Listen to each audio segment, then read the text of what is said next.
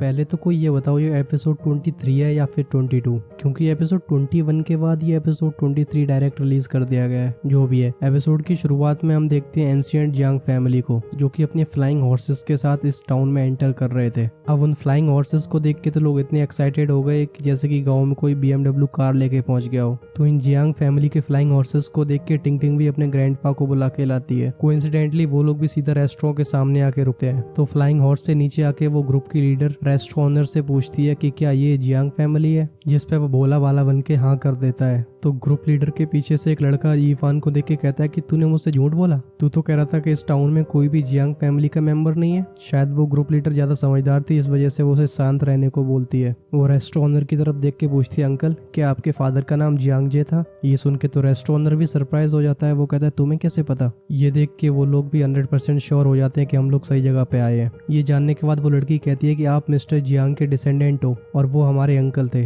तो इस वजह से वो पूरा ग्रुप रेस्टोरेंट ओनर को ग्रीट करता है। वो लड़की पूछती है कि क्या मिस्टर जियांग से हम मिल सकते हैं, जिसके जवाब में रेस्टोरेंट ओनर कहता है कि मेरे फादर को गुजरे हुए तो 50 साल हो चुके हैं। ये सुन के उनका पूरा ग्रुप निराश हो जाता है। वो लड़की कहती है लगता है हमें आने में थोड़ी ज्यादा देर हो गई। वो यीफान और टिंग टिंग की तरफ देख के कहती है क्या ये आपके ग्रैंड चिल्ड्रन है? तो यीफान इस मिसअंडरस्टैंडिंग को क्लियर करते हुए कहता है कि मेरा सरनेम जियांग नहीं है, मैं बस एक स्ट्रेंजर हूँ। टिंग टिंग आगे बढ़ के बोलती है कि सिस्टर क्या आप मेरे ग्रेट ग्रैंड फादर को जानती हो? ये सुन के वो लड़की टिंग टिंग का सर सहलाते हुए कहती है कि हम एक ही फैमिली से बिलोंग करते हैं। तुम्हारे ग्रेट ग्रैंडफादर किसी बात पे गुस्सा होकर घर छोड़ के चले गए थे। अब क्योंकि वो मिसअंडरस्टैंडिंग भी क्लियर हो चुकी है तो इसलिए मैं तुम्हें वापस घर ले जाने के लिए आई हूँ। ये बात सुन के रेस्टोरेंट ओनर आगे आता है और कहता है कि हमें यहाँ रहते हुए काफी साल हो चुके हैं, अब तो मेरा ये जगह छोड़ने का मन नहीं करता। तो उन्हें परसुएड करते हुए वो लड़की कहती है कि आप अगर अपने बारे में नहीं सोच रहे हैं तो कम से कम अपनी ग्रैंड डॉटर के फ्यूचर के बारे में तो सोच ही सकते हैं। टिंग टिंग पूछती है अगर मैं आपके साथ चलूंगी तो फिर मुझे कोई बुली नहीं कर पाएगा? ये बात सुन के जियांग फैमिली का वो लड़का कहता है हमारी जियांग फैमिली ईस्टर्न वेस्टलैंड की एक पावरफुल फैमिली है, ऐसे कैसे बुली कर सकता है कोई तुम्हें? ये सुन के टिंग टिंग काफी ज्यादा एक्साइटेड हो जाती है और अपने ग्रैंडफादर से जिद करने लगती है। ये सुन के उसके ग्रैंडफादर काफी ज्यादा कंफ्यूजन में पड़ जाते हैं और यीफान की तरफ देखते हैं। तो यीफान सिंपली नॉड कर देता है। ये जानकर वो restaurant owner ancient Jiang family में वापस जाने का मन बना लेता है। टिंग टिंग यीफान का हाथ पकड़ के कहती है कि बिग ब्रदर तुम भी हमारे साथ चलो ना। तो पीछे से वो ग्रुप लीडर भी कहती है कि अगर तुम चाहो तो हमारे साथ ट्रैवल कर सकते हो। तो यीफान कहता है कि मैंने अपने फ्रेंड को प्रॉमिस किया है साथ में घर जाने का और प्रॉमिस कभी बीच में तोड़े नहीं जाते। इस बात को समझते हुए वो लड़की कहती है कि सबके अपने अपने रास्ते हैं, चलो कोई बात नहीं। रेस्टोरेंट ओनर कहता है कि यहाँ पे मुझे रहते हुए 10 साल हो चुके हैं, तो जाने से पहले मुझे कुछ अधूरे काम पूरे करने पड़ेंगे,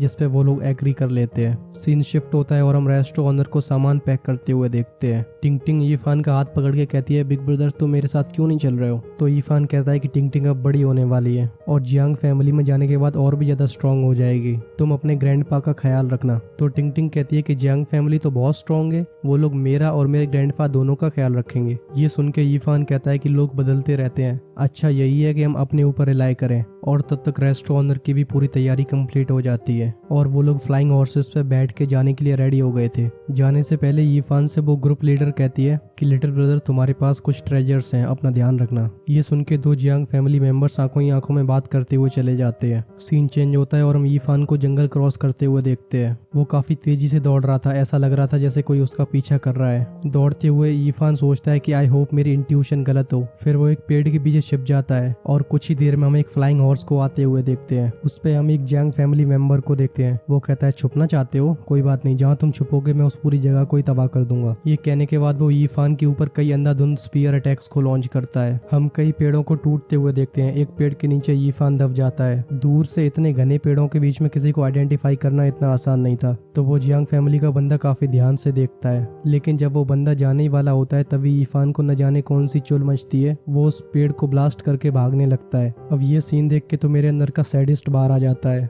नेक्स्ट सीन में वो बंदा यीफान को नोटिस कर लेता है और उसके ऊपर और भी ज्यादा स्फीयर अटैक्स को लॉन्च कर देता है। अब यीफान को लगातार इतने स्फीयर अटैक्स को डॉज करने में काफी ज्यादा दिक्कत हो रही थी। यीफान कहता है कि ये बंदा कम से कम शैंकिया और रियल्म का है, इससे पीछा छुड़ा पाना लगता है इतना आसान नहीं होगा। एंड दैट बंदा गॉट नो चिल्स, वो यीफान के ऊपर दे स्फीयर अटैक करे जा रहा था। इन अटैक्स के बीच में यीफान को एक मौका मिल जाता है यीफान एक ब्लास्ट का फायदा उठा के सामने की नदी में सबमर्ज हो जाता है। अब वो जियांग फैमिली का लौंडा भी काफी ज्यादा कंफ्यूज हो गया था। वो कहता है कि अगर मैं तुम्हारा यहाँ पे वेट करता रहा तो आई डोंट बिलीव कि तुम बाहर नहीं आओगे। तभी उसकी नजर पानी पे जाती है जिससे बलबूले छूट रहे थे और वो बिना कुछ सोचे समझे उस पर दे अटैक शुरू कर देता है। अब इन लोगों के कमोशन ने एक बड़ी से प्रेडेटर को अट्रैक्ट कर लिया था। हम एक बहुत ही खतरनाक बर्ड को आते हुए देखते हैं जिसकी वजह से उस बंदे को भागना पड़ता है। यीफान उस रॉक बर्ड को देख के समझ जाता है कि ये जगह एंशिएंट फॉरबिडन लैंड के पास है। सीन चेंज होता है और अब रात हो चुकी होती है। हम यीफान को उस लेक से बाहर आते हुए देखते हैं जहाँ पे उसकी बॉडी काफी ज्यादा इंजर्ड थी। अब इंजरी की वजह से यीफान को कुछ कदम चलने में भी परेशानी हो रही थी, लेकिन वो जैसे तैसे झरने के साइड में जाता है और अपने वुंड को साफ करने की कोशिश करता है, लेकिन उसे काफी ज्यादा पेन हो रहा था।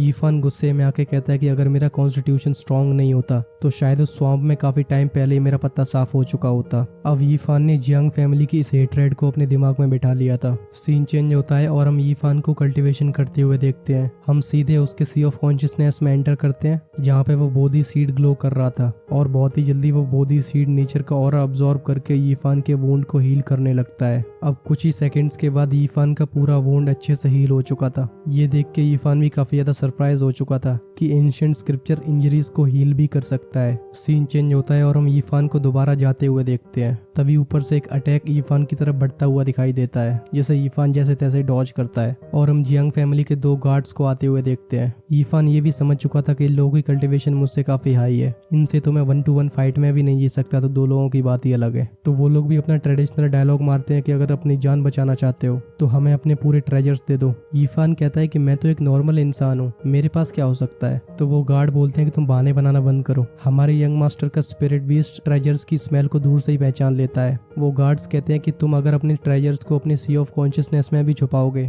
तो तुम्हारा काम तमाम होने के बाद वो सारे के सारे ट्रेजर्स अपने आप ही बाहर आ जाएंगे। यीफान भी समझ चुका था कि इन लोगों से मैं आज आसानी से बचने वाला तो हूँ नहीं, तो वो स्पिरिट सोर्स को बाहर निकाल के कहता है कि शायद आप इसकी बात कर रहे होंगे। उस सोर्स को देख के वो गार्ड भी काफी ज्यादा चौंक गए थे क्योंकि एक सोर्स का मिलना बहुत ज्यादा डिफिकल्ट होता है। और जैसे ही वो गार्ड उस सोर्स को उठाने के लिए आता है तो यीफान अपने शार्प स्क्रिप्चर पेज से उसके ऊपर हमला कर देता है। ये देख के दूसरा गार्ड यीफान के ऊपर अपना स्पीयर थ्रो करता है जो यीफान के कंधे के आर पार हो जाता है, जिसके बाद वो बेफिक्र होकर आराम से सोर्स को उठा के चेक करने लगता है। लेकिन उस बेचारे को क्या पता था कि यीफान दूर से भी उस स्क्रिप्चर पेज को कंट्रोल कर सकता है और इस गलती की वजह से वो भी अपनी जान से हाथ धो बैठता है। अब यीफान जैसे तैसे उस स्फीयर को अपने कंधे से बाहर निकालता है। अब यीफान इतना ज्यादा पेन में था कि उसका खड़ा होना भी मुश्किल था। यीफान कहता है कि मैं तुम लोगों को मारना नहीं चाहता था, लेकिन तुमने मेरे पास दूसरा ऑप्शन नहीं छोड़ा। यीफान वहीं पे बैठ के अपनी हीलिंग दोबारा शुरू करता है। बोधी सीड की वजह से हम उसके घाव को हील होते हुए देख सकते हैं। पूरी रिकवरी के बाद वो अपनी जर्नी को दोबारा शुरू करता है, लेकिन ये जियांग फैमिली मेंबर्स उसका पीछा छोड़ना ही नहीं चाहते थे। हम कई फ्लाइंग हॉर्सेस को आसमान में चारों तरफ घूमते हुए देखते हैं। यीफान भी समझ गया था कि ये लोग मेरा रूट प्रेडिक्ट करना चाहते हैं। यीफान उस ग्रुप लीडर के बारे में सोचते हुए कहता है कि क्या वो भी इसमें इन्वॉल्व है। आई होप ऐसा ना हो, क्योंकि अगर ऐसा हुआ तो टिंग टिंग की लाइफ वहाँ पे काफी ज्यादा मिजरेबल होगी। यीफान भी समझ गया था कि अगर मुझे लोगों से पीछा छुड़ाना है तो मुझे एंशिएंट फॉरबिडन लैंड में एंटर करना ही होगा। सीन शिफ्ट होता है और हम एक काफी बिजी टाउन को देखते हैं जहाँ से यीफान गुजर रहा था। वो सोचता है कि अब देखते हैं तुम मुझे कैसे ढूंढते हो। और इस सीन के साथ हमारा ये एपिसोड यहीं पे खत्म हो जाता है। तो कैसी लगी ये explanation? Give your suggestion in the comments below. Right side में क्लिक करके देखो ईयर 2022 की top 10 Donghua list. Until then stay safe, मिलते हैं नेक्स्ट एक्सप्लेनेशन में।